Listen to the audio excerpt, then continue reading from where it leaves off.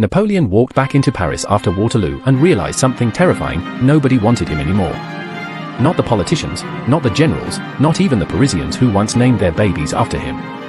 The atmosphere wasn't cold, it was frozen. So how did the most powerful man in Europe go from Emperor of the French to guy preparing exile paperwork in a matter of days? How do you fall from the top of the world to the bottom of the ocean that fast? To understand that, we need to rewind.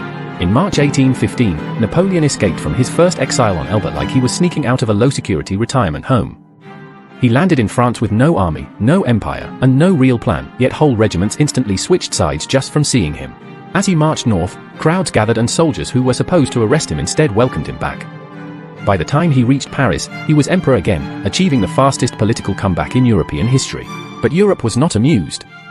Every major power looked at Napoleon returning and collectively said, absolutely not. Britain, Prussia, Austria, and Russia became a massive anti-Napoleon alliance determined to end him once and for all. These countries raised gigantic armies and moved quickly. They weren't negotiating or hesitating, they were preparing to put Napoleon in the ground politically or physically. Waterloo wasn't random, it was inevitable.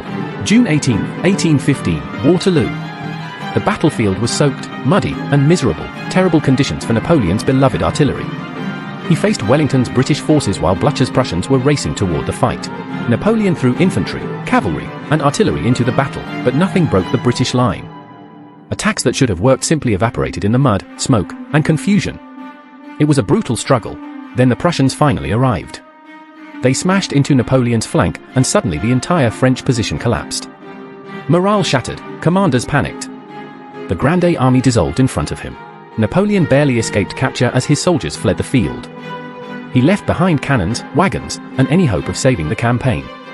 It wasn't just a loss, it was a disaster of historic proportions. When Napoleon returned to Paris, he hoped to rally the government and organize another defense. Instead, he walked into a political ice age.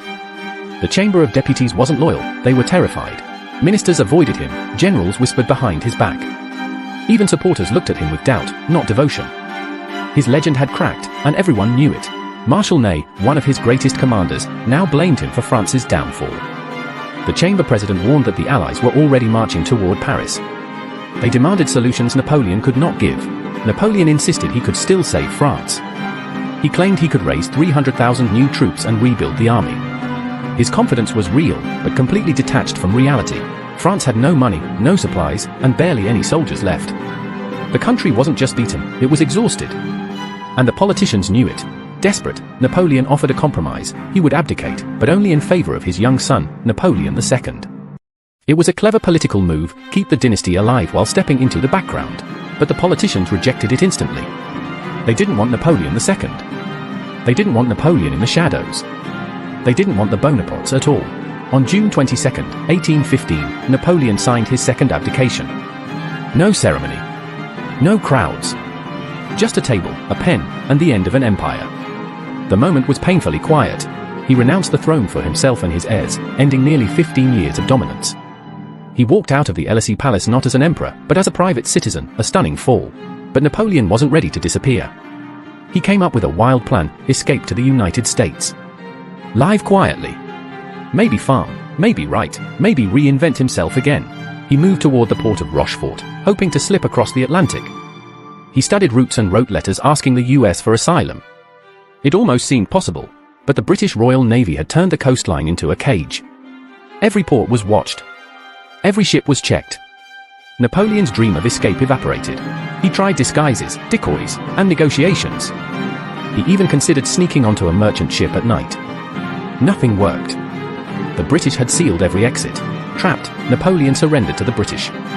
He boarded the HMS Bellerophon*, expecting fair treatment. Maybe even a peaceful life in England. But the British cabinet had other ideas. They weren't risking a third comeback. They wanted him somewhere he could never escape.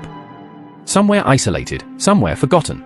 They chose St. Helena, a tiny volcanic island in the South Atlantic, remote, stormy, impossible to escape from. It was exile designed as a trap. Napoleon was shipped there like a dangerous package. The voyage was long and humiliating. He watched Europe fade behind him, knowing he'd never return. On St. Helena, he lived in a damp house called Longwood.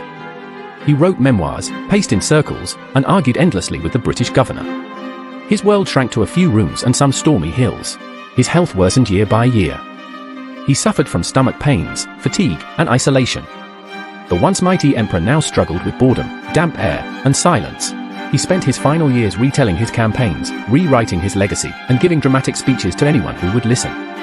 But there was no throne left to reclaim. So why did Napoleon fall so fast?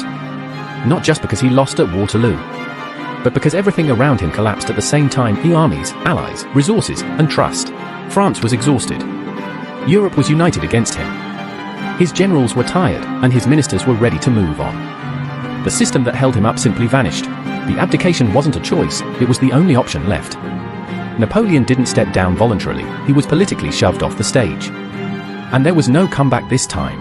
But here's the twist: his legacy outlived his exile. His reforms shaped modern Europe. His battles changed warfare. And his downfall became one of history's most dramatic endings. That is how Napoleon went from ruling a continent to pacing on a lonely rock in the Atlantic. A titan undone not just by defeat, but by the world turning against him. A cinematic fall, ending in silence.